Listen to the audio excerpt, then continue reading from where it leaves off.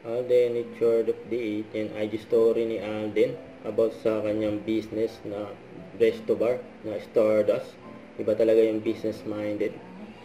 Ayun, paglabas pa lang ni Alden ng pinto, yun no. Wapo. Nasa post ng Hungry Pita.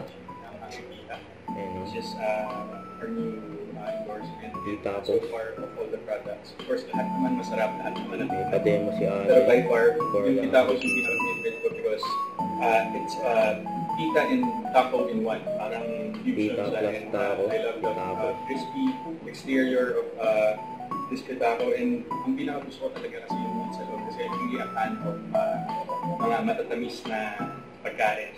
So this is the perfect meal or snack for you if you're looking for something sweet na nakakapusog.